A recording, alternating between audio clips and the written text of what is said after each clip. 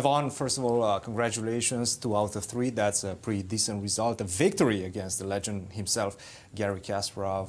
Did that fuel at the beginning of the tournament for you?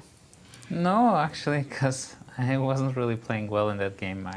I had an amazing position out of the opening, and then I think I started just thinking every move is good. So, and then Garry played very well. He defended. He maybe even got some chances to have an advantage, and I think he blundered at that moment. For Nepo, he was saying that he's really enjoying those 10 minutes before the round, analyzing with his peers. Do you feel the same way, and how do you feel about your team, let's say? Oh, I mean, it's amazing. This is like a dream come true for any chess player. I mean, I understand that this is, chess players' chess, I would say. I understand maybe for public it's difficult to follow Fischer Random, but the amount of joy we get playing this, I don't know if anything can be compared. Because, well, the reason for it, we make mistakes on first couple of moves. It shows that the game is actually eternal. I mean, there is no solving to this game. And it also shows that, we have a lot to learn about chess, because, when you blunder on move 2 or you make a mistake on move 1, it means, this is really an amazing game, because after all, I mean, I personally spent 30 years studying chess, and still, in this game I make mistakes early on, so it's a wonderful feeling. And also for us as commentators, I'm sure also for the fans out there, seeing ideas that similar to what Nepo was showing with like long castle and then knight e3 checkmate, that move 20 is just incredible. Now take us through this last game against Dominguez. Yeah, so we analyzed this with Fabi, because Fabi is my partner to analyze, and well, he's a good friend of mine. So we thought e4, e5, knight e2 makes the most sense. And here we thought f5 has to be played. With the idea. And why was that? Yeah, we thought if black, allows white, if he goes knight f6, for example, instead of f5, then a white has f4. We thought this can be very unpleasant. And, everything is connected with the knight's position on e8. Yeah. Because you really want to bring out that knight from e8. And which side gets, to block that knight with the pawn on e5 gets the advantage. Mm-hmm.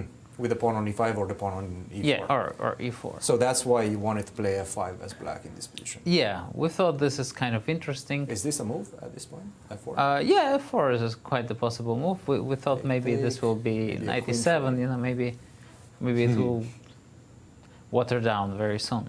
So we're thinking something like f5 ef, and yeah, we thought this might be slightly better. I saw you very often not necessarily liking taking the queen out with queen f5, but rather choosing yeah, but knight h6, d4 is the issue, I think. And if you take on f5, take on e5, and if you take here, bishop takes h6, or no, knight d4, I thought. Simply take, and then just play. Yeah, e4, g4, anything. I think it looks good. The rook comes into the game quickly. The reason because you have more developed pieces, is that correct? I think it's or just no. The real reason why white is better here is that both bishop and knight, d8 and e8, have the ideal position on f6. Okay. And both of them cannot occupy that position. Right. So one of the pieces is going to be stuck, because if black tries to put the bishop on f6, pawn on d5 and knight on d6, you'll always have this bishop f4 and the knight is kind of loose. So that's the reason why this is unpleasant for black. Makes sense. And he played the move knight to e7. Yes. By the way, he was also spending a lot of time at this point. Yeah, I think they didn't really analyze knight e2 They didn't look at knight e2. Because if we don't play knight e2, I think black has a comfortable position. Yeah. Knight e7, he played d4, d6. Yeah, the thing I thought he was going to do is to play after knight f3, knight c6. Yes. I thought this was interesting, because I was thinking about d5, knight e7, knight d2, f5, f3. Some kind of King's Indian. I get to play c4. And maybe it's a good same-ish for white, because I managed to kind of keep the center intact. But after all, he has the c6, a5, bishop b6. Take, it's also take, queen takes f1. Also like that, yeah. Just get some sort of an endgame like this. Yeah, slightly better for white, but not a big deal. Yeah. And f5, somehow I thought is not a good move, but maybe I was wrong. So yeah, taking on e5 of course is possible, but ef looks logical. And now e4, I thought knight g5 should be a pleasant position for white because, you know, d5, knight e6, we get this. Bishop takes. You And can then take on after f5, I would play guess. f3, you know, I got rid of my e1 knight. The bishops are starting to have a nice life. Definitely looks good. Okay. So he took on d4, he took. And here, yeah, queen b5 is extremely unpleasant, I felt, for him. Well, there's a checkmating threat in the position. Yeah. You have to worry about knight c6 first. He decided to take the passive route with knight to e7, but probably the only way. Rook to e1, c6. Oh, actually, now I see what I blundered. He had What did you c5 blunder? here. Oh, it's embarrassing. And if you take on e7, then you Well, just take with e7. the bishop. Yeah? No, you know what I blundered? I What did you forgot that blunder? I cannot play knight e6. He takes knight c7. Oh. Yeah, this is so. I had to play queen b3 first. Huh. Yeah, that's an embarrassing blunder, of course. So queen to b3 in this position. Yeah, in order to have this. Now c5, knight e6, and Yeah. at least you grab the two bishops. Have a better position. He did not see it either. He did played not move see it, c6. and then it was smooth sailing from here. Yeah, because You didn't feel like he had any way out, any way back into the game. yeah. I think this rook e4 is very precise, and it just finishes the game.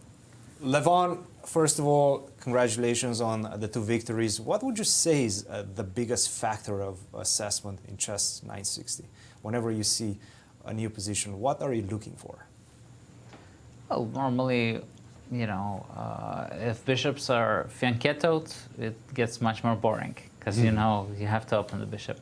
But in positions like this, I think it's quite exciting. You always look into a possibility to get the center.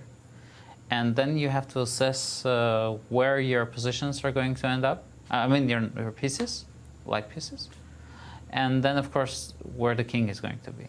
So those three factors are extremely important because quite often you understand that g4 might be the best move in the position in the start.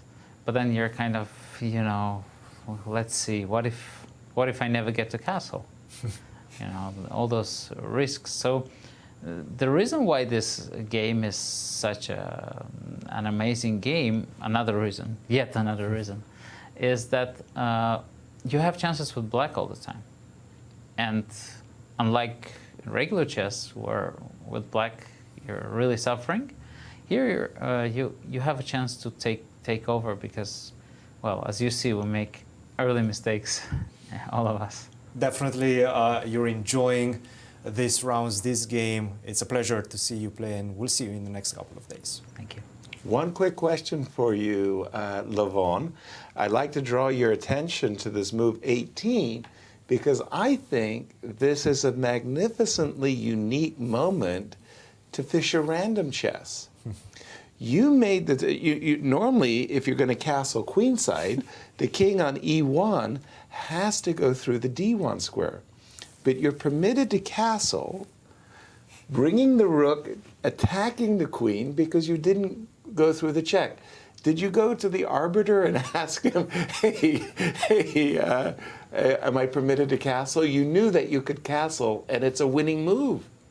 It wins on the spot. Yes, you know, for example, Yasser, another example, I will tell you, maybe it's a secret for you, but for example, when your king is on e1, Yes. rook is on h1, and black's queen, let's say, is on d5, you can castle short, but you cannot castle long. That's See? correct. The h1 square is not a problem.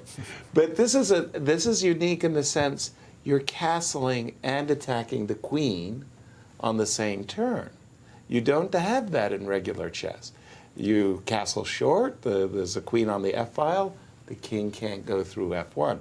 But a very, very nice, Levon, congratulations on your score. We'll see you tomorrow. Thank you very much, Yasser. Absolutely. We learn every day. Every day.